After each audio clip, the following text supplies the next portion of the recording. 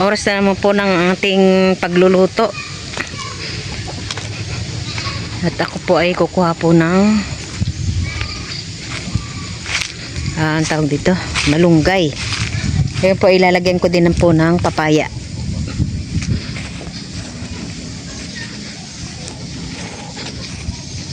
Ganda na rin pala itong silihan ni Tita Agua. At ako po ay kukuha ng malunggay.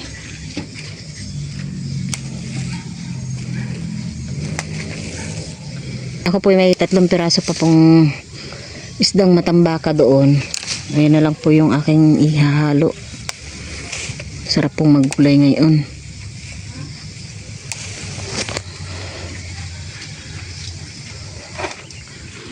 Dapat po talaga ditong sa malunggay na umaabot ay laging pinuputulan para yan abot na lang ng abot.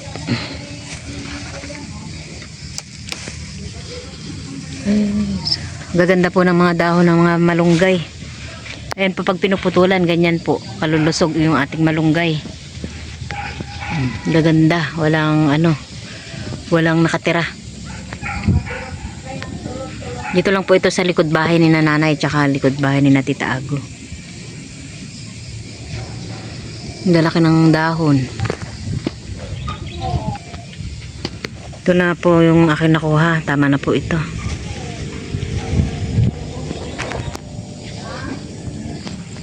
Aking talbusan. Ito po pala yung aking nilipat na papaya. Medyo malalaki na. Medyo malalaki na. Ito na yung isa. Meron din po akong isang buong papaya. Sobrang laki. Ayan po at babaltan ko na po itong papaya. Medyo yata magalaw yung ating cellphone.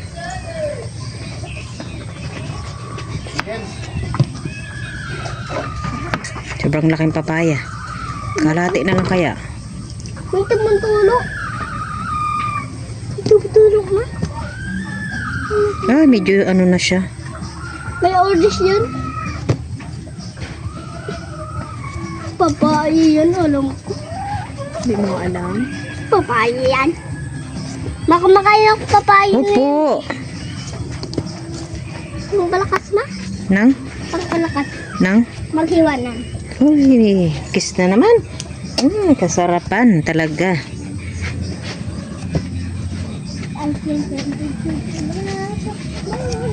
Hatiin ko na lang po pala ito at sila Tito Dio din daw po ay kaysa magpitas pa siya. Sobrang laki po kasi nito. Hahatiin ko na lang. Medyo Ito yung ginamit ni Tito ninyo yung pangtusok. Ayan, bumaon. Maghati na lang po kami ni Tita Ago. Sila din daw po ay maggugulay.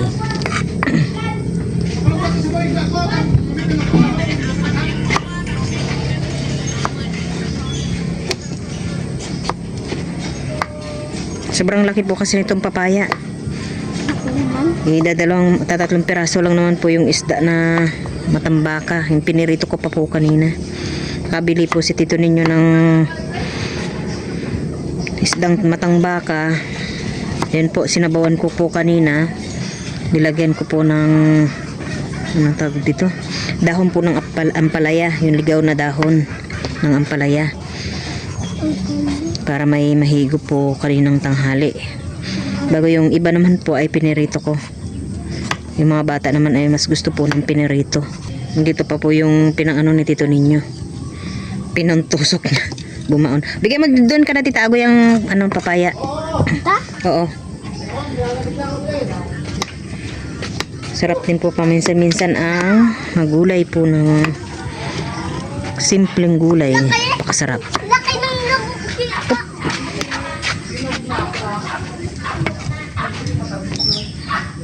Ito naman po ay masarap din po itong sabawan at kahit medyo medyo masarap yan. pahinog na po. Para po ay medyo matamis-tamis po yung ating sabaw.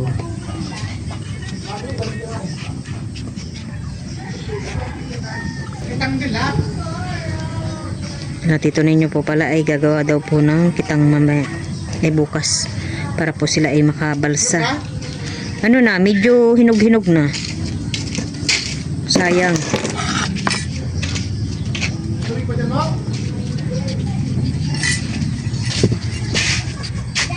May pangalo pa tayo? Oo, 3 piraso. Ito ilalagyan ko na lang po ng bagoong. Sarap pong pangpalasa bagoong.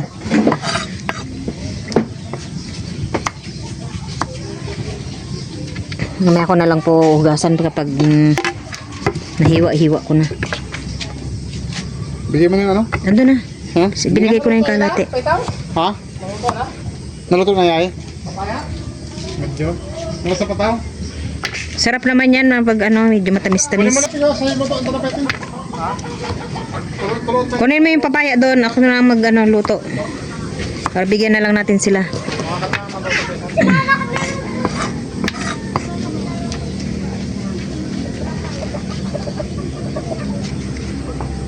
Ay, pag-grupa ni Junjun, ano? Tayo sinabat na rin niya.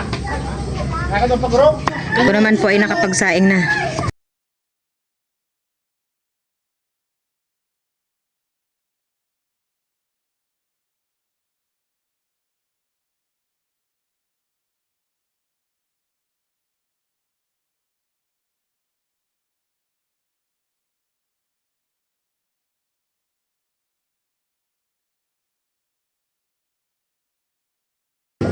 Dahil po sasama ko na rin po itong kalate para mabigyan din po sila kaago.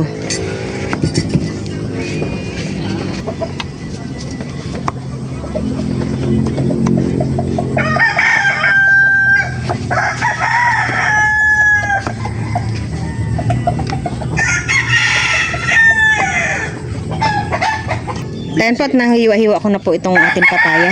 Sobrang dami. Dami. Sunod naman natin tong malunggay. Malunggay. Ate po munang huhugasan. Ako na na. Huwag ka na makialam. Tutulungan kita. Hindi na. Ako na lang. Si mama na lang. Sige, please. Para hindi ka mapagod. Hindi naman anak lang nakakapagod ito. Sige na si mama na. My God. Tayo.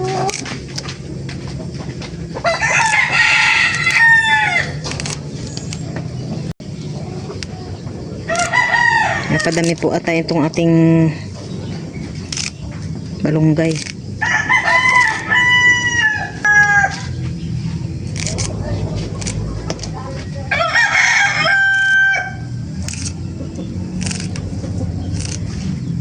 Pulutin mo na lang yun ay mga buto.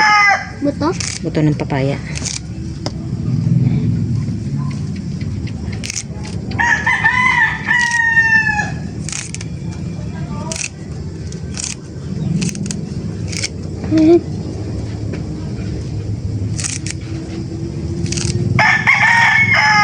Bibigyan lang kita. At tapos bibigyan naman kita.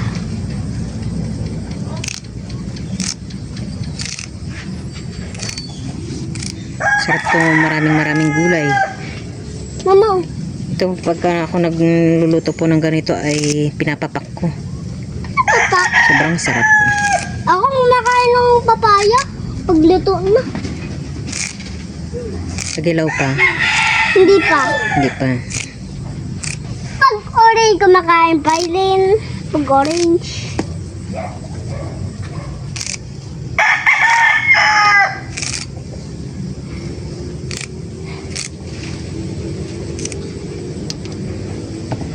Ito.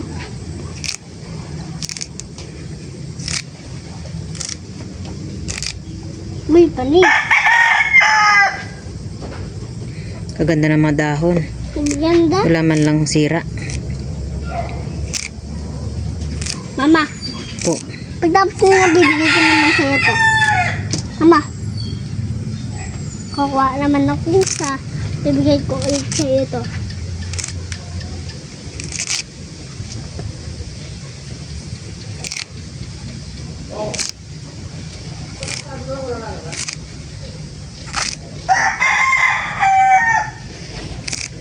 Kunin mo yung mga ano, oh.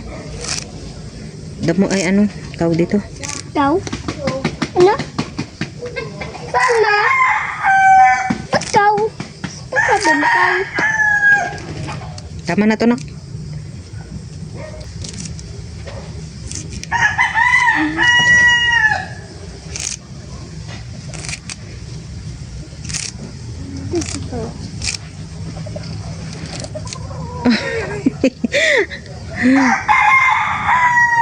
Huwag mo na isama yung mga tangkay na ano.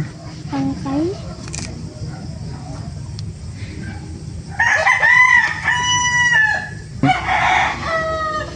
Tatanggalan na lang po natin ng malalaking tangkay.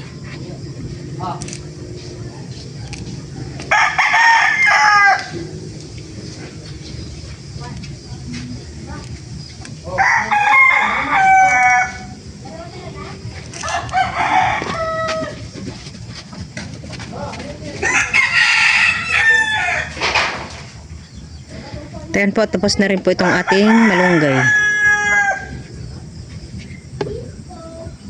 Ito po yung ating pangsasahog sa ating bulanglang na malunggay tsaka papaya.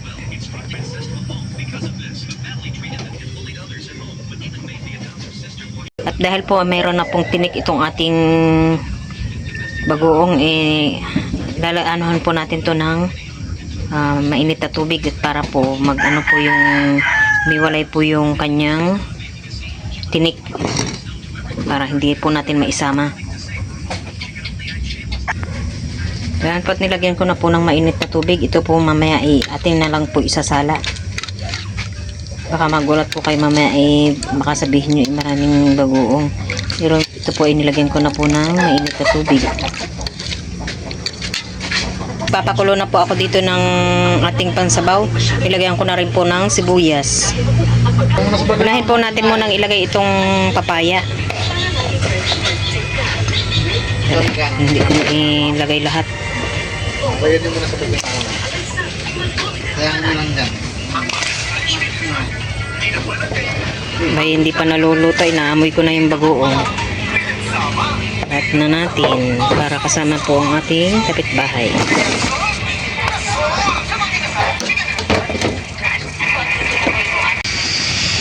Ayan po, kumukulo na po itong ating papaya. Lalagay na po natin itong ating sahog para po ay maglasa na po iyan.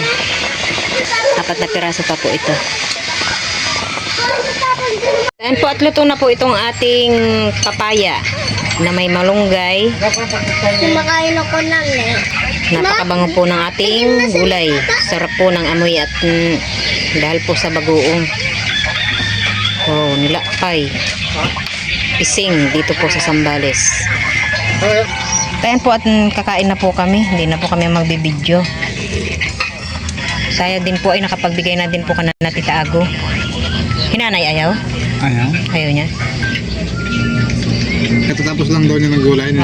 Ayaw niya. Si nanay daw po pala ay katatapos lang ulam po ng papaya at saka malunggay. Masarap? Sarap. O talaga masarap yan. Nawala akong tiyara. Ayan po, at kami po ay kakain na. Ken, dapat kumain ka ng iyo. Kumakain na ako akin. The next day.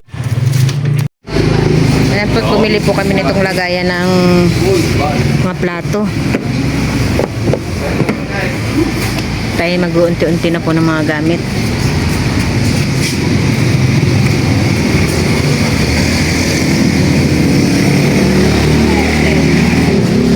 Tayo palang maupuan doon ay sa taas.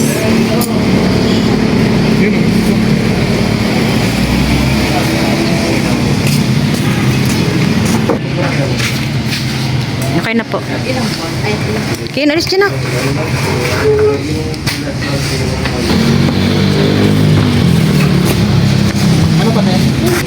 Bumili din po kami ng electric pan. At yung aming electric pan ay naghihingalo na.